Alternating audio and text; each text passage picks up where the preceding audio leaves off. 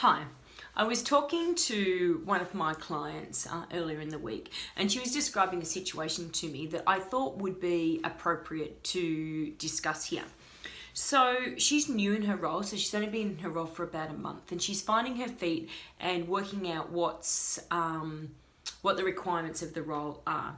And she has a colleague who works with her and enables her to do a job.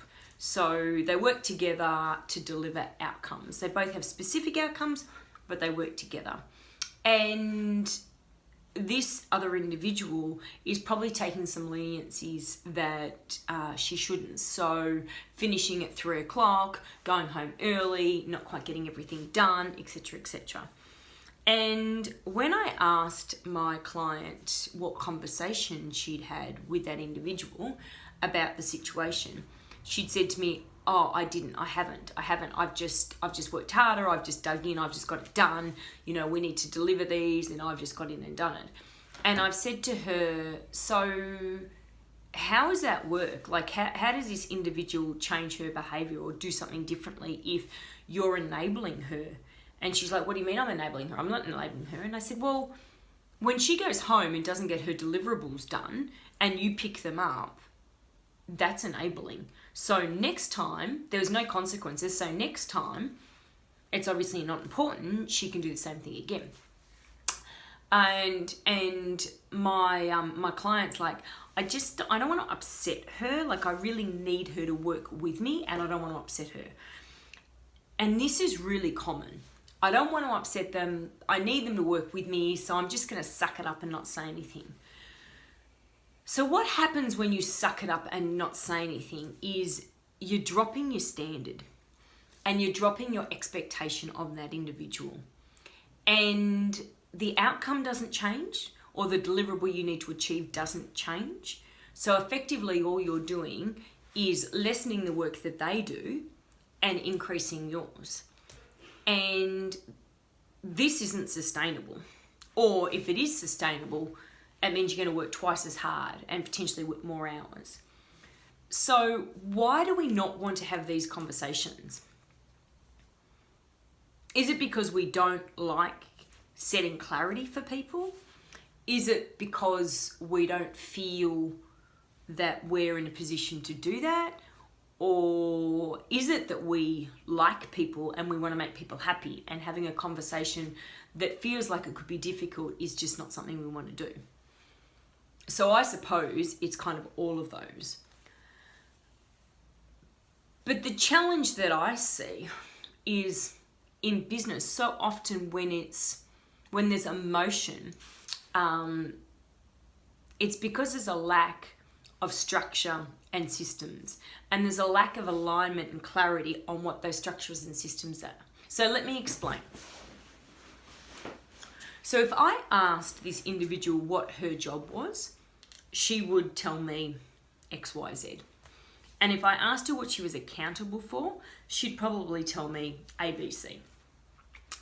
And then if I asked my client what her expectations of the other person were, it would be E, F, G. And what were her deliverables or outcome? E, F, G. And there's a difference between the two, and they're not aligned. So the difference becomes the emotion. So the first step in eliminating emotion from the workplace so that you can have conversations and discussions with people and move forward is about creating common ground and consistency. And how do you do that?